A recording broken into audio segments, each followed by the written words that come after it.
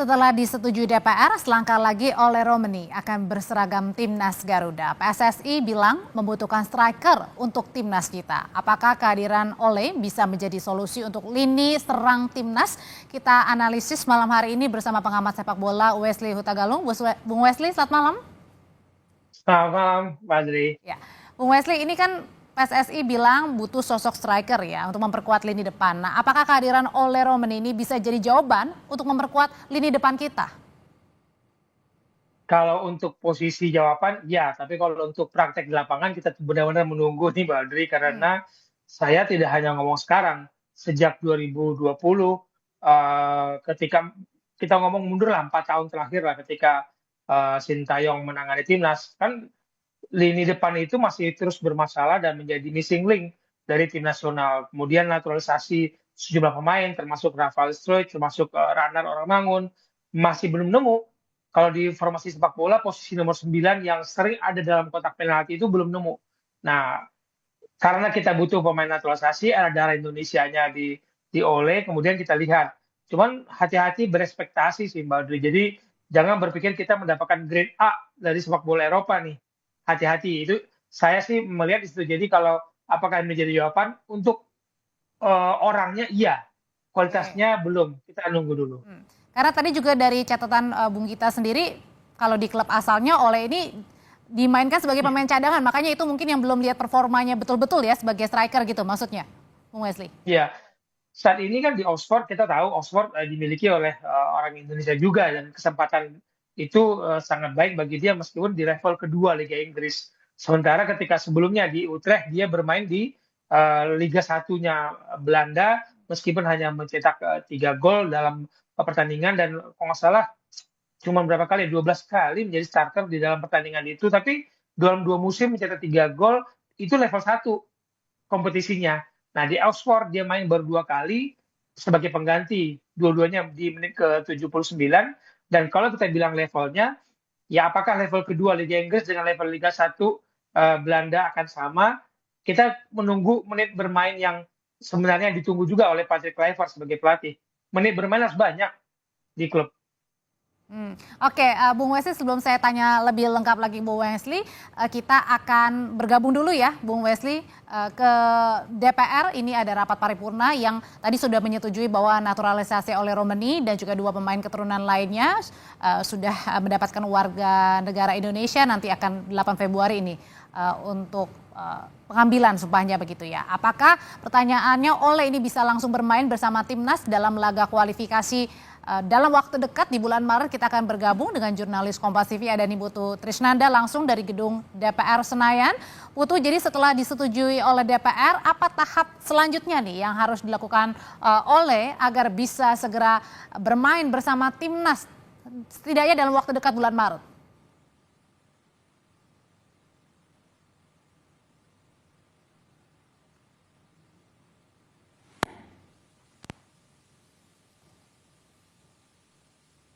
Memberikan kewarganegaraan kepada Ole Romeni. Nanti setelah itu juga ada pembacaan sumpah yang kalau tadi mengutip bagaimana pernyataan dari Menpora Dito Aryo Tejo bahwa nanti pada tanggal 8 ini akan dibacakan sumpahnya dan nanti akan secara resmi bergabung menjadi warga negara Indonesia. Kalau pertanyaannya adalah bisa nggak ya membantu timnas Indonesia nanti ketika berlaga melawan Australia begitu ya.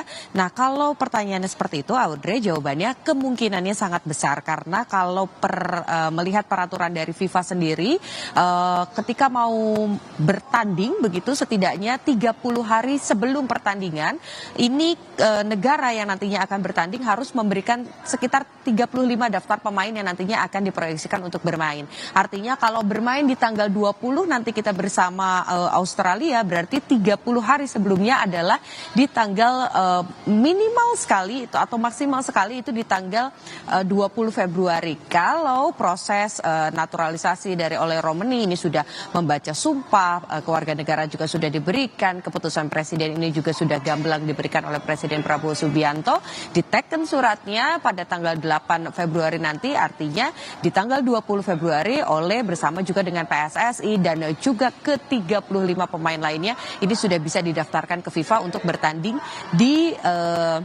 ajang ataupun juga pertandingan pada saat melawan Australia. Nah, tapi ada satu nama yang sayangnya ini nampaknya belum bisa ikut membantu Indonesia di kualifikasi Piala Dunia. Sebelumnya yang sudah disebut-sebut begitu pada saat konferensi pers pertama kali Patrick Kluivert datang ke Indonesia melakukan konferensi pers, ada juga nama lain yang disebut yang nantinya akan membantu Indonesia untuk meloloskan diri di kualifikasi Piala Dunia. Tapi karena memang ada berkas-berkas yang belum selesai dikumpulkan, kemudian juga ada beberapa hal yang belum selesai secara administratif sehingga belum bisa masuk prosesnya ke DPR, belum bisa juga disumpah dalam kurun waktu yang tadi jaraknya sekitar di tanggal 20 Februari. Jadi nampaknya Jairo Riedewald atau gelandang dari Royal Antwerp ini belum bisa membantu Indonesia. Tapi apapun yang terjadi, kita yakin Garuda Muda ataupun juga Garuda Indonesia bagaimanapun komposisinya, apakah banyak pemain muda ataupun juga kelompok senior yang nanti akan banyak dimainkan begitu, harapannya cuma satu, Garuda Muda atau Garuda Indonesia ini bisa terbang lebih tinggi dan setidaknya nama kita bisa masuk di daftar negara-negara yang akan bermain di Piala Dunia. Audrey. Terima kasih jurnalis Kompas TV Niputu Trisnanda, karena selain oleh Romani ada juga tim Gapens dan juga Dion Max yang nanti akan segera diambil sumpahnya sebagai warga negara Indonesia. Terima kasih Putu. Kita kembali lagi bersama Bung Wesley. Bung Wesley masih bersama Audrey, Bung. Ya, Ya, Bung Wesley, sebenarnya kalau pemilihan dari naturalisasi nih ada oleh Romani, terus kemudian ada tim Gapens dan juga Dion Max ini ya. Sebenarnya kalau pemilihan pemain naturalisasi ini merupakan hak seutuhnya dari Ketum PSSI atau juga sebenarnya bisa pelatih ini bisa memberikan nama-nama atau mungkin analisa gitu sebelum menentukan? Kalau berdasarkan cerita-cerita sebelumnya kan disebut bahwa para pemain ini adalah pilihan dari Sintayong sebagai pelatih kepala Indonesia. Tapi dalam perjalanannya kita memang harus membuka mata, membuka telinga bahwa semua lini bergerak, tidak hanya pelatih, federasi juga menyodorkan karena mereka lah yang punya banyak link mungkin kan, karena pelatih berkonsentrasi pada hal teknis dan kemudian dia membutuhkan penyerang, dia membutuhkan back, membutuhkan gelandang, tolong carikan saya. Mungkin akan lebih efektif seperti itu dan kemudian federasi bergerak melalui jaringan-jaringannya dan menyodorkan pemain-pemain itu dan kemudian pelatih kepala yang menentukan oke, saya mau, saya enggak, saya mau, saya enggak. Jangan sampai kemudian pemain yang dipilih kemudian dinaturalisasi dan ketika masuk tim nasional itu tidak menjadi bagian dari game plan seorang pelatih dalam hal ini ketika masih di era Sintayong. Idealnya seperti itu sih Mbak Audrey. Jadi harus ada kesamaan bahwa dia membutuhkan pemain di posisi ini, kemudian federasi membantu mencarikan. Dan pilihan jatuh itu kepada Ole juga itu? Karena saat Ole dan waktu itu dengan siapa, Jairo kan banyak ya, 2 nama yang sebut-sebut dibutuhkan. Sementara kalau posisi lain sementara Jairo kita sudah punya, di lini belakang kita sudah punya, di lini depan memang kita nggak punya dan opsi yang diberikan hanya Ole. Dan ketika itu Sintayong juga kita dengar kabar menyetujui untuk Ole menjadi salah satu bagian dari tim nasional Indonesia. Oke, pelatih Kluivert ini kan juga mantan penyerang ya begitu ya, yang mengisi posisi lini depan begitu. Nah sebenarnya taktik seperti apa sih dari Kluivert gini yang dalam waktu dekat adalah melawan Australia dan juga Bahrain. Sebenarnya kalau dari Bung Wesley sendiri melihat taktik apa nih yang akan dimainkan oleh Kluivert nanti? Setiap pelatih itu punya taktik strategi yang dia sukai, yang dia anggap andalkan. Tapi dia harus juga berkompromi dengan materi yang dia miliki. Saat ini materi yang dimiliki oleh Indonesia, dalam hal ini dengan banyaknya pemain naturalisasi, masih berkutat kepada lemahnya lini depan. Nah, kalau dia memainkan variasi strategi, misalkan anggaplah 3 barisan di depan dengan penyerangan yang kita punya, Rafael Struijk, Rana Oramangun, dan Ole, mungkin menjadi solusi. Tapi apakah dengan memainkan 3 di depan, apakah mengorbankan di tengah atau di belakang? Apakah makin 3-4-3 atau 4-3-3? Ini kembali kepada siapa nanti pemain timnas yang dipilih oleh Patrick Kluivert dan timnya. Kalau maunya kita kan maunya menang nih. Tapi ingat, waktu lawan Australia kita mencoba menyerang pun nggak bisa. Di GBK kita hanya melepaskan 5 tembakan, sementara lawan itu melepaskan 19 tembakan sebagai tim tamu ya. Nah di Australia memang kita harus realistis. Kalau kita bermain menyerang terbuka melawan Australia, yang ketika kita mencoba bermain di GBK dengan melakukan gempuran, kita nggak bisa masuk ke dalam Australia. Efektifnya akan lebih bagus kalau memang bermain untuk mengharapkan 1 poin, meskipun kita tidak menutup keinginan mendapatkan 3 poin. Tapi lawan Bahrain nggak ada cerita, Bahrain pasti harus agresif dan 3 poin. Nah, kesempatan melawan Australia itu adalah kesempatan bagi Ole untuk membuktikan bahwa dia bisa tune in, dia bisa membangun chemistry yang cepat dengan timnya. Nah, bicara tentang bangun chemistry, ini kan waktunya pendek banget ya Bung Wesley ya, dari pengucapan pengambilan sumpah 8 Februari, tapi kemudian nanti di bulan Maret, di pertengahannya langsung main nih. Ini cukup gak sih kurang lebih 1 bulan ya mungkin ya, bagi Ole dan kawan-kawan lainnya di timnas ini beradaptasi nih, saling beradaptasi? Ya, bahkan nggak sebulan Mbak Audrey, bisa-bisa cuma 5 hari bertemu dengan tim, karena kompetisi masih berjalan. Yang di Liga Indonesia kita berhenti tanggal 12 dan 13 Maret, kita berhenti berkompetisi untuk memberikan kesempatan tim nasional bergabung, melakukan pusatan latihan untuk bertanding tanggal 20 di Australia. Tapi kan yang di Eropa sana kompetisi berjalan terus. Nah, bisa-bisa yang dari Eropa, yang dari Belanda, yang dari Italia, yang dari Inggris itu langsung bertemu dengan teman-temannya di Australia. Apakah waktu cukup untuk membangun chemistry, profesionalisme seorang pemain ini sangat dituntut kemampuan dia beradaptasi. Karena pilihan profesi sebagai sepak bola, salah satu syaratnya adalah cepat bergabung, cepat membangun chemistry dengan timnya. Karena mereka bisa tiap 2 tahun pindah klub, dan tiap 3 tahun bisa pindah klub. Nah, kalau pemain lambat membangun chemistry, niscaya dia akan sulit berkompetisi sebagai pemain profesional yang dianggap oke untuk pindah satu klub ke klub lain, maupun saat ini kita berbicara soal timnas Indonesia, pemain yang benar-benar baru bergabung dan kemudian menentukan sekali langkah kita untuk ke Piala Dunia. Oke, berarti chemistry yang dibangun juga termasuk dengan chemistry bersama pelatih juga, karena ini penentu juga ya. Untuk pertama kali Kluivert kan, pasti semua mata tertuju juga kepada pelatih kita yang baru ini, Bung Wesley. Betul. Jadi ini beban kalau Ole kita terus menggaung-gaungkan, akhirnya kita mendapatkan pemain nomor 9 misalkan gitu ya. Tapi beban Ole dan beban pelatih Kluivert itu tinggi sekali. Karena ekspektasi orang adalah ketika tidak lagi ada masalah komunikasi, tidak lagi masalah perbedaan gaya bermain, fondasi sepak bola Eropa bisa dimainkan untuk tim nasional Indonesia karena banyaknya pemain naturalisasi dari Eropa dan pelatih kita dari Eropa. Ujiannya adalah kemudian hasil di lapangan itu menjadi penilaian bagi pelatih Kluivert dan bagi pemain baru, termasuk Ole yang digadang-gadangkan menjadi missing link tim nasional selama 5 tahun terakhir. Tapi kalau menurut Bung Wesley nih, kira-kira nanti Ole akan langsung dimainkan nggak sih di menit awal oleh Kluivert nih? Nah, ini pertanyaan menarik, Mbak. Pertanyaan kita adalah pemain baru apakah tune in segera ataukah biasanya pelatih melihat lagi komposisi yang dibutuhkan untuk menghadapi lawan tertentu dalam hal ini Australia, dan bagaimana Ole harus melihat permainan timnya, kemudian dia mulai mendapat pelajaran dari anggaplah 45 menit babak pertama. Karena dalam persiapan menghadapi Australia, saya tidak yakin akan ada uji coba di tim nasional karena bertemunya sudah langsung di Australia. Jadi latihan itu sangat berbeda ketika menghadapi pertandingan. Nah, internal game yang dilakukan oleh tim nasional itu menjelang hari pertandingan itu tidak cukup untuk melihat chemistry yang dibangun oleh Romani. Jadi saya mungkin untuk jawaban Badri, kita berharap 45 menit cukup bagi Ole untuk melihat teman-temannya bermain, dia masuk membangun chemistry, dan nanti di Bahrain sudah nggak ada alasan, dia harus main dari awal. Oke. Bung Wesley, yang juga menarik adalah dalam waktu kemarin-kemarin ini kan Kluivert juga datang kembali ke Indonesia melihat bagaimana pertandingan dalam negeri kan, lokal begitu. Ini sebenarnya apa sih yang lagi diincar Kluivert nih dengan tiba-tiba datang begitu ya, menghadiri beberapa pertandingan lokal? Ya sudah layak dan sepantasnya.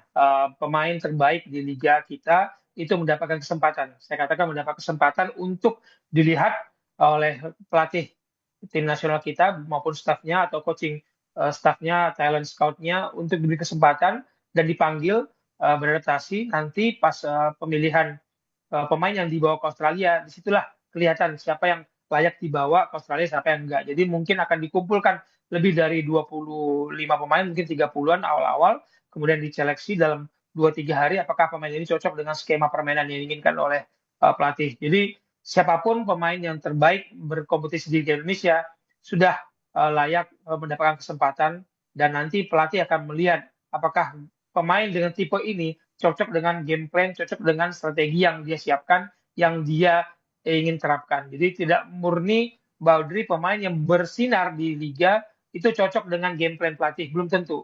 Ini yang kita harapkan, kenapa Patrick Kluivert sering-sering lah harusnya datang melihat pertandingan di Liga Indonesia langsung ke stadion, karena berbeda yang dilihat di TV dengan yang di mata langsung itu berbeda. Semoga Patrick Kluivert dan timnya sering berrotasi atau berputar-putar lah melihat pertandingan Liga Indonesia dan memberi kesempatan kepada anak-anak yang berkompetisi di Liga 1 atau Liga 2 untuk membela tim nasional.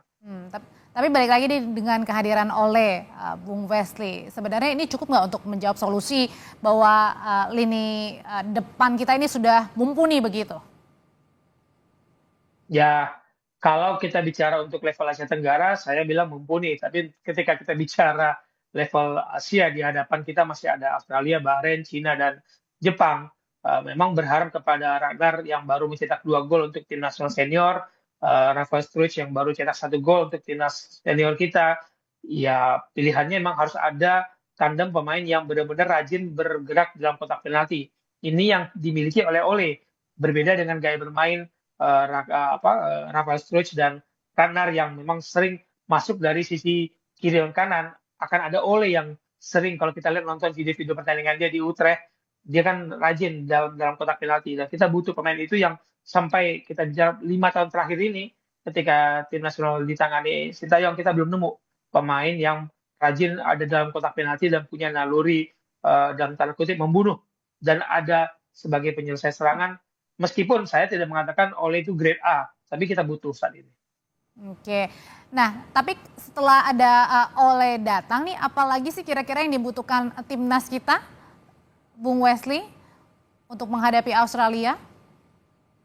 Yang sebenarnya kalau saya sebagai orang yang berkecimpung di sepak bola, harus ada kesempatan uji coba memainkan strategi yang tepat, karena dia memainkan mau formasi 4-3-3, 3-4-3, mau 3-5-2, terserah mau manapun.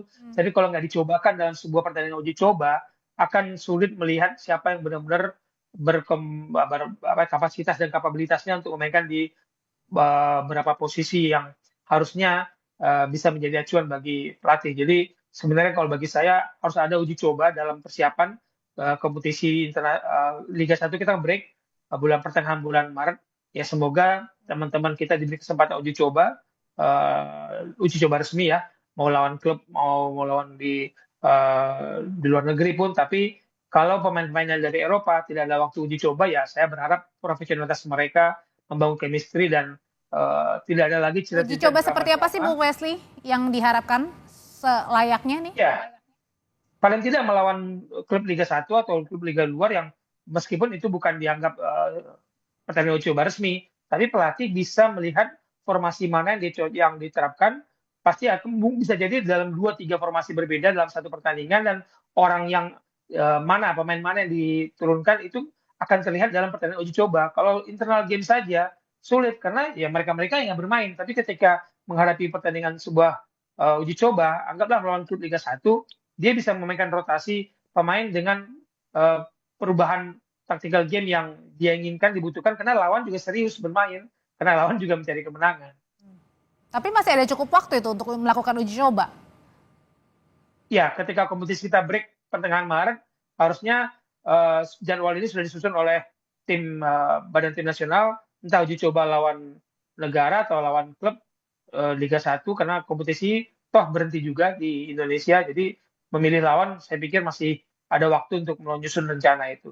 Oke, berarti pada saat melawan Australia ini benar-benar menjadi ujian juga ya bagi pelatih baru kita, Kluivert, dan juga Ole Romeni yang nanti akan diambil sumpahnya 8 Februari. Terima kasih Bung Wesley Hutagalung, pengamat sepak bola, sudah berbagi pandangan di Sapa Indonesia malam.